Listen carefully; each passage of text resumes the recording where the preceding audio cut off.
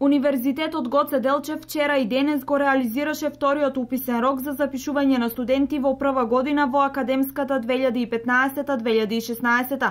Според портпаролот на УГД Кирил Барбареев, се поминало во најдобар ред, а за оние кои не биле во можност да се пријават во текот на овие два уписни рока, истото ќе можат да го направат во наредните денови. Бидејќи имаме различни повици на заинтересирани кандидати кои што од различни причини не можат да стигнат до крајот на денешниот ден да ги поднесат документите, универзитетот направи напори да отвори едно биро на постојното место каде што се поднесуваат документите во следните денови за сите оние кои што од најразлични причини, од тип на нострификација на диплома или немање на одреден документ, а во текот на овие денови дошле до тој документ, или добивање на дипломите од завршувањето на средното образование, значи универзитетот ќе излезе во пресрет на секој оној кој што во изминатите денови ќе сака да конкурира на некој од факултетите на универзитетот согласно слободните места. Државната квота кај скоро сите студиски програми е повеќе од половина пополнета, а на некои насоки повеќе нема место за државна квота,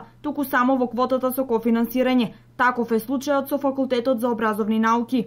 Да, во однос на заинтересираноста на студентите за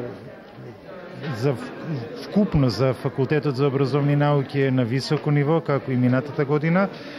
Квотите за државна квота не се исполнети. Имаме единствено ни остана слободни места за археологија, но се надевам дека до крајот на денот ќе биде исполнета и таа квота и ни остана уште на со кофинансирање по 2 слободни места на предучилишна и оделенска, така што сме апсолутно задоволни од одзивот на студентите. Ако го земеме во предвид тоа дека и се уште ги очекуваат голем број на студентите. Интерес за запишување на факултетите на УГД пројавија матуранти од цела Македонија.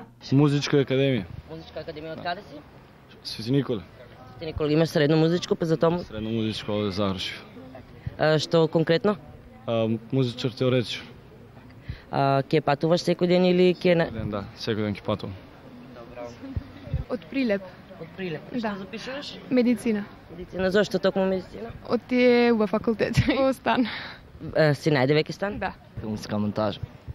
Зошто токму филмска монтажа? Интересно. Одговори. Тоа е нова академија овде при универзитетот. Што очекуваш? Успеси. Што понатаму? Ќе видиме. Ти гледаш овде или надвор од Македонија? Да се надеваме надвор. Зошто? Подобар избор. Тука ќе биде сместен или ќе патуваш? Сместен. Од Прилеп. Што запишуваш? Медицински факултет, општа медицина. Зошто токму тоа? Ти сакам да бидам доктор. Доктор по општа медицина? Не, психијатар. Покрај приемот на документи за вториот уписен рок, вчера и денес се вршеше и запишување на примените студенти од првиот уписен рок. Земјоделски. Зошто токму земјоделски? Онака е интересно да се проба нешто ново.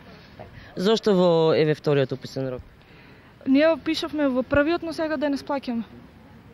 Ги плаќаме давачките. Можност за запишување на факултетите и академиите на УГД идните студенти ќе имаат во третиот уписен рок на 4 септември.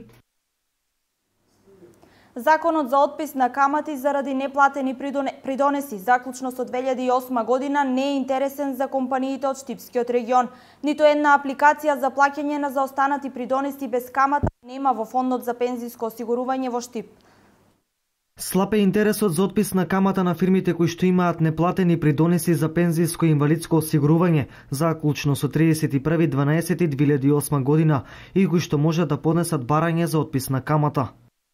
Сите правни лица, постоечки зборувам, кои што имаат неплатен придонес за пензиско осигурување заклучно со 31.12.2008 година, значи тој е период за каде што фондот беше надлежен за прибирање на средства за пензиско и инвалидско осигурување.